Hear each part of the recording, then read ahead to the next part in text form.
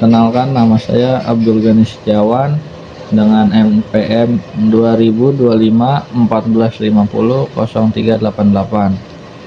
Nah, di sini saya akan membawakan podcast tentang pendidikan dan masalah yang ada di Indonesia.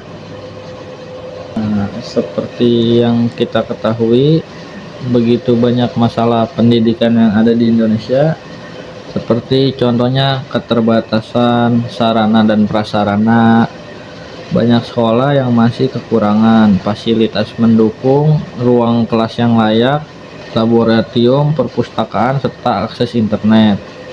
Nah, ada contoh kasusnya di beberapa daerah terpencil seperti kayak perdesaan, sekolah yang rusak, atap yang bocor, dan meja yang tidak layak.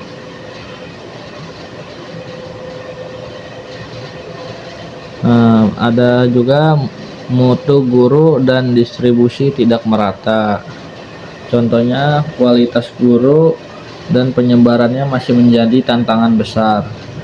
Contoh kasusnya ada di kota-kota besar, banyak guru berpendidikan S1 dan S2, sedangkan di daerah kecil seperti guru pelajaran misalnya matematika dan sains kurang tersedia di daerah pedesaan, sehingga proses belajar tidak maksimal.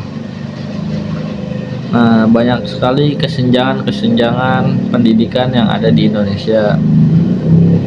Ada juga tentang rendahnya motivasi belajar siswa. Motivasi belajar dipengaruhi faktor ekonomi, lingkungan sosial, hingga kultur keluarga. Nah, adapun contoh kasusnya seperti siswa di wilayah perkantoran yang kecanduan gadget, lebih fokus bermain game dibanding belajar. Jadi banyak juga di kota-kota besar yang lebih bermain HP daripada belajar. Contohnya ada juga dari siswa dari keluarga kurang mampu, harus bekerja membantu orang tua sehingga waktu belajar kurang. Nah, ini termasuk kesenjangan belajar, rendahnya motivasi belajar siswa. Adapun ketimpangan akses pendidikan, tidak semua anak mendapatkan kesempatan yang sama untuk bersekolah. Jadi tidak semua merata ya untuk sekolah itu. Adapun contohnya, masih ada anak yang putus sekolah karena jarak ke sekolah terlalu jauh atau biayanya tidak terjangkau gitu. Seperti ada di daerah pedalaman Papua, siswanya harus belajar kaki hingga belasan kilometer menuju sekolah.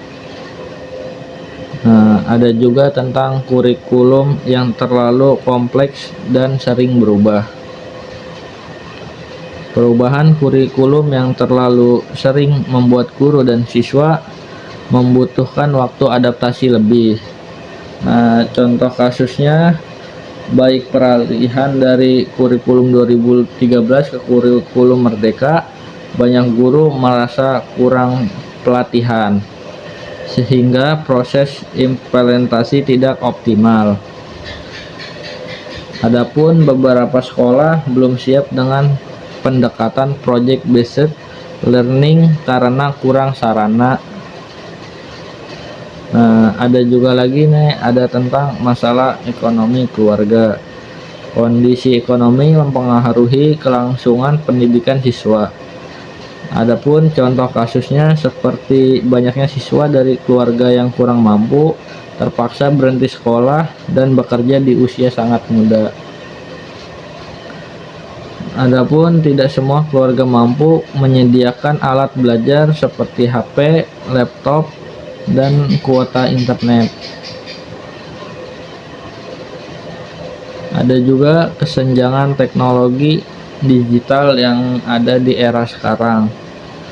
Penggunaan teknologi semakin penting dalam pendidikan modern, tetapi tidak semua siswa punya akses yang sama. Nah, saat pandemi COVID-19 contohnya, Banyak siswa yang tidak mampu mengikuti pembelajaran online karena tidak memiliki HP atau sinyal yang stabil. Siswa di kota lebih cepat mengakses pembelajaran digital dibanding pedesaan. Jadi tidak semua orang itu bisa menggunakan handphone atau ada keterbatasan yang lain. Nah, mengapa masalah pendidikan penting dibahas? Karena menentukan arah kebijakan pendidikan nasional, membantu meningkatkan kualitas pembelajaran, mengurangi kesenjangan pendidikan atau wilayah, dan menciptakan lulusan yang lebih berkualitas. Nah, cukup sekian pembahasan saya untuk pelajaran kali ini. Kurang lebihnya mohon maaf apabila ada kata-kata yang salah.